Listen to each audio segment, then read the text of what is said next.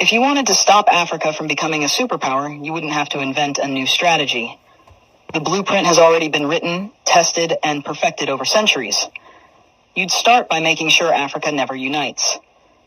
The easiest way to do that is by keeping people divided along ethnic, tribal, and religious lines. If they ever start working together, remind them of past grievances. Stoke old wounds. Fund separatist movements. Keep border disputes unresolved. Make sure every time they take one step forward, they take 2 steps back because they're too busy fighting each other. You'd install leaders who serve foreign interests, not their people. Find the most corrupt, the most easily manipulated, the ones who crave wealth and status more than progress. Offer them power in exchange for loyalty. If a leader rises who actually cares about Africa, get rid of them. Assassinate them if necessary. But if that's too messy, just destabilize their government and back a coup. If they talk about nationalizing resources, make an example out of them.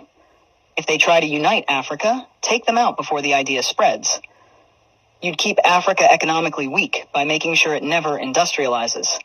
Let them export raw materials, but never process them themselves. Control the mines, the oil fields, the rare earth minerals.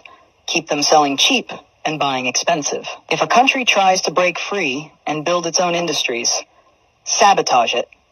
Place sanctions, destabilize its currency, fund local opposition, crash its economy. If that doesn't work, orchestrate a civil war. People can't build when they're too busy trying to survive. You'd make sure their education system produces workers, not innovators. Teach them history that glorifies their oppressors. Make them think their cultures are primitive. Their ancestors were savages. Their future depends on foreign approval. Train them to memorize, not to think critically. Keep their best and brightest looking overseas for opportunities. Make them dream of escaping Africa rather than fixing it. Offer scholarships that take their top minds to the West and never encourage them to return.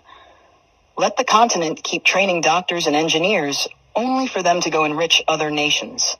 You'd control their narratives.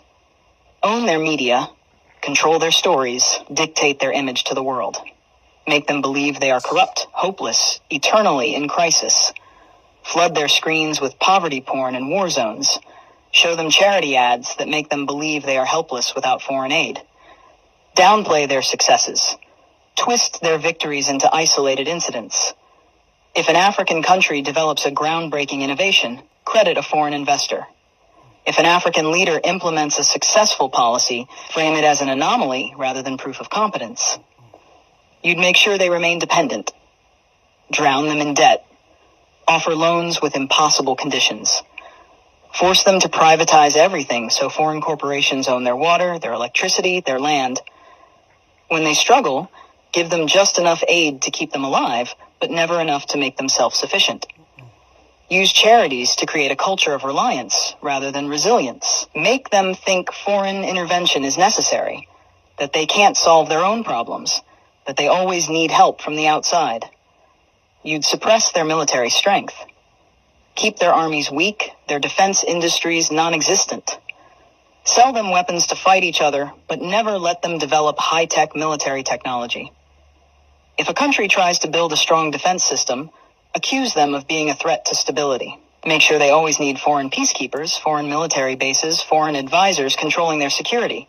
Keep them vulnerable to invasion, coups, and foreign interference. The formula is simple. Divide, corrupt, exploit, miseducate, control. Keep them fighting each other. Keep them looking outside for solutions. Keep them poor, dependent, insecure. Make sure every attempt to break free is met with resistance so strong that the next generation thinks twice before trying again. This isn't a theory. It's history.